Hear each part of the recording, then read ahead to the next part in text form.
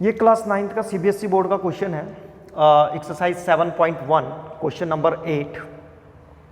इसमें एक ट्रायंगल दे रखा है ए बी सी जो 90 डिग्री है एंगल सी पर। यहाँ पे जो एंगल सी है वो 90 डिग्री है और इसका जो हाइपोटेनियस है वो ए बी है और हाइपोटेनियस का जो मिड पॉइंट है वो एम है। फिर क्या किया गया है कि यहाँ से सी को एम तक ज्वाइन किया गया है और जितना सी एम है उसको जो है एम डी तक बढ़ाया गया है। फिर उसके बाद जो है बी एम को ज्वाइन कर दिया गया है। तो इस तरह का डायग्राम बनाया है। तो जो स्टार्टिंग में जो डायग्राम था वो हमने उसको रेड कलर से दिखा रखा है, ए सी बी, ठीक है। उसके बाद जो पहला क्वेश्चन है इसमें जो पूछा गया है हमारे पास वो क्या है, हमें प्रूव करना है कि triangle A M C congruent है ट्रायंगल बी एम डी के। तो इसको डालते हैं triangle number 1। A M C को ट्रायंगल नंबर 1 मान लिया और बी ए एम सी और बी एम डी को मान लिया हमने ट्रायंगल नंबर 2। इन दोनों ट्रायंगलों को कॉन्ग्रुएंट करना है। तो सबसे पहले इन दोनों में हम देखते हैं, एक तो ये वर्टिकली अपोजिट एंगल इक्वल है दोनों के, ये वाला एंगल इस वाले एंगल के इक्वल है, वर्टिकली अपोजिट एंगल, यानी कि angle A M C is equal to angle B M D, vertically opposite angle. दूसरा एम सी जो है वो एम डी के इक्वल था, गिवन था ये, और एम बी जो है वो एम ए के इक्वल है, यानी कि ये वाली साइड इस वाली साइड के इक्वल है, ये वाली साइड इसके इस वाली साइड के इक्वल है। तो कौन सी प्रॉपर्टीज लगी, साइड एंगल साइड से जो है ट्रायंगल कॉन्ग्रुएंट हो गया। तो सबसे पहले इसी को कॉन्ग्रुएंट करने वाले हैं ना, उन्हीं को ट्रायंगलों को लिख देता है। A in triangle A M C and triangle B M D क्या क्या चीज़ें इसमें, एक तो सबसे पहले वर्टिकली अपोजिट एंगल इक्वल था, तो हम लिखने वाले हैं A M C, angle A M C is equal to angle B M D, vertically opposite angle, ये दोनों एंगल इक्वल है। फिर दूसरा साइडें इक्वल थी, तो हम इसमें लिखेंगे M C is equal to M D. इसका रीजन क्या लिखेंगे, M C is equal to M D का गिवन है ये, यहाँ पे लिखेंगे गिवन। और फिर दूसरी साइड लिख देंगे M A is equal to M B, M A is equal to M B. इसका रीजन लिखेंगे कि एम जो था वो मिड पॉइंट था ए बी का, तो M is mid point of A B, M जो है ए बी का मिड पॉइंट था। तो ये हो गया। और triangle A M C congruent है ट्रायंगल बी एम डी के, ठीक है। इसको इक्वेशन नंबर फर्स्ट बना लेते हैं। तो ये हो गया कंप्लीट। अब हम इसका सेकंड पार्ट प्रूव करेंगे, जिसमें हमें दिखाना है कि एंगल डीबीसी 90 डिग्री का है। तो एंगल डीबीसी 90 डिग्री दिखाने के लिए हम क्या करेंगे, अभी हमने प्रूव किया है कि ये दोनों ट्रायंगल कैसे हैं, कॉन्ग्रुएंट है। पहला ट्रायंगल दूसरे वाले ट्रायंगल के कॉन्ग्रुएंट है। तो इसका मतलब ये हुआ कि ये वाला जो एंगल है, कौन सा, ये वाला एंगल इस वाले एंगल के इक्वल होना चाहिए, इस वाले एंगल के। कैसे, सीपीसीटी से।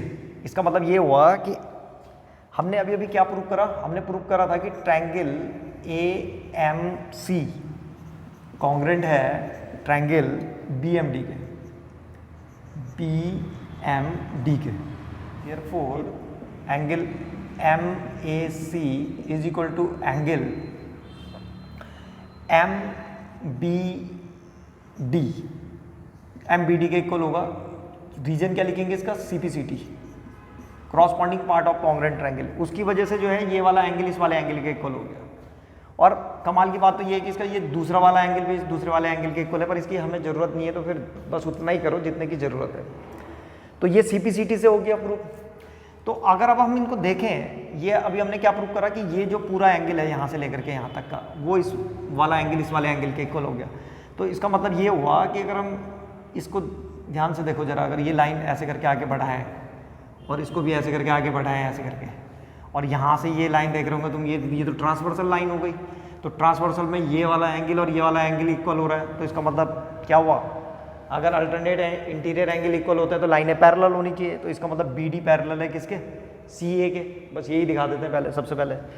तो यहाँ पे हम लिख देंगे कि देयरफॉर बी डी पैरेलल है किसके, ए सी के। तो बी डी पैरेलल ए सी है। उससे पहले हम इस एम ए सी वाला जो एंगल था हमारा, यहाँ से स्टार्ट है एम ए सी, तो इसको यहाँ से स्टार्ट करते हैं, इसको लिखते हैं बी ए सी।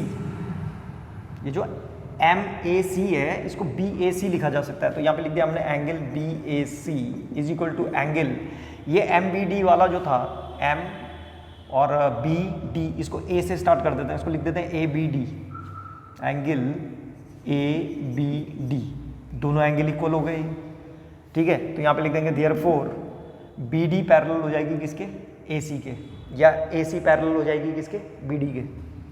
तो ए सी पैरेलल हो गई बी डी के। Alternate interior angles are equal, alternate interior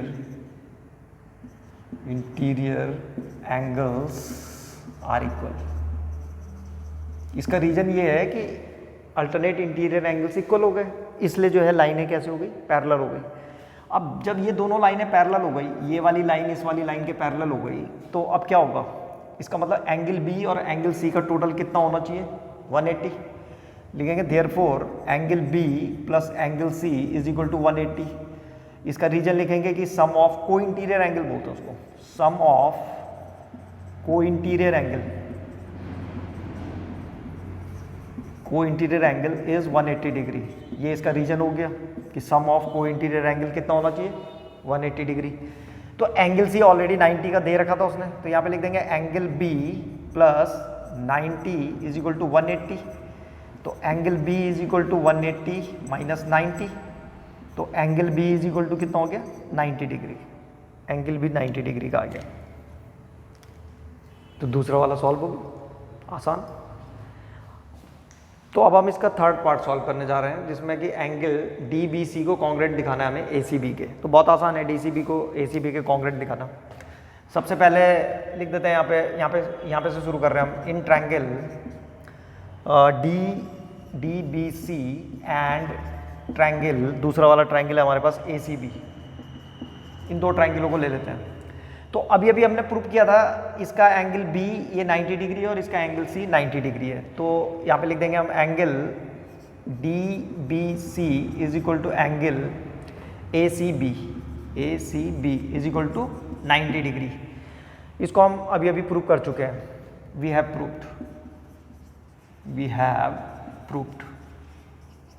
proved कर चुके हैं हम इसको।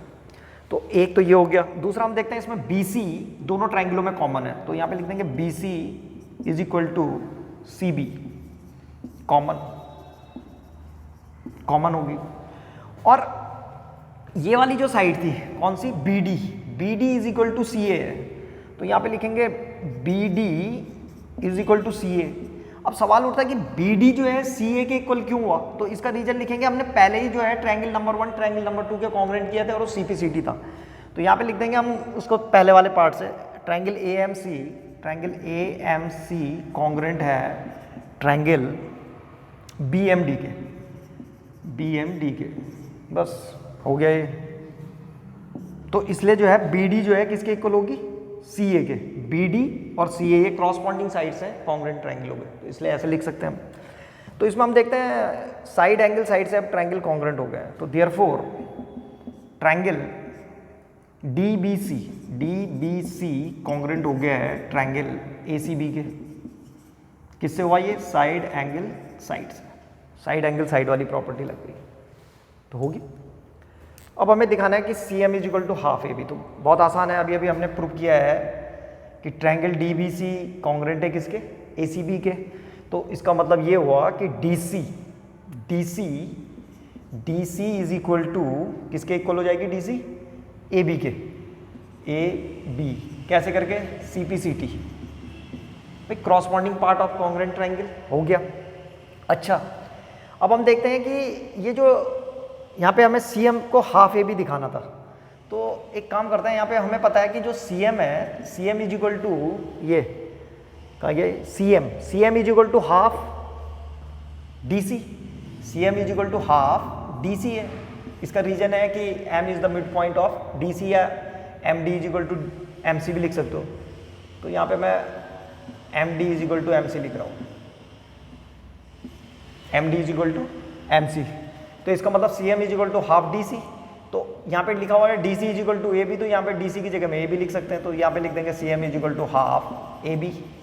इसका रीजन लिख देंगे कि भाई कि डी सी किसके इक्वल है, ए बी के। C M is equal to half A B, उसका रीजन है D C is equal to A B. तो सारे के सारे प्रूव हो गए। तो इस क्वेश्चन में जो सबसे इम्पोर्टेंट चीज़ थी, मतलब ये क्वेश्चन हार्ड क्यों लग रहा है हमको, ये क्वेश्चन इसलिए हार्ड लग रहा है क्योंकि हमको इसमें जो मेन चीज़ है वो है बी डी को पैरेलल करना ए सी के, क्योंकि बी डी को जब हम पैरेलल करेंगे ए सी को तभी एंगल बी जो है 90 डिग्री का हो पाएगा। ये इसका मेन कंपोनेंट है, मेन पार्ट है। तो जो ये पैरेलल वाला अगर समझ में आ गया तो आसानी से ये क्वेश्चन जो है पूरा का पूरा सॉल्व हो सकता है। तो पैरेलल कैसे करके प्रूव करेंगे? सबसे पहले जो हमने सबसे पहले शुरू के दो ट्राइंगलों को कॉन्ग्रुएंट प्रूव किया था उसकी मदद से ये वाला एंगल जो है इस वाले एंगल के इक्वल हो जाएगा सीपीसीटी की मदद से, corresponding part of congruent triangle. और उसके बाद जो है यही अल्टरनेट इंटीरियर एंगल बनते हैं इन दो लाइनों के लिए। और हमने पढ़ रखा है कि अगर अल्टरनेट इंटीरियर एंगल इक्वल होते हैं तो लाइनें पैरेलल हो जाती हैं। तो ये दोनों लाइनें पैरेलल हो गई थी। उसके बाद जो है ये वाला एंगल और ये वाला एंगल जो है क्या बोलते हैं इनको, को इंटीरियर एंगल थे। को इंटीरियर एंगलों का सम 180 होता है। और उसके बाद ये वाला 90 था तो ये वाला 90 डिग्री होगा। तो ये इसका मेन पार्ट था।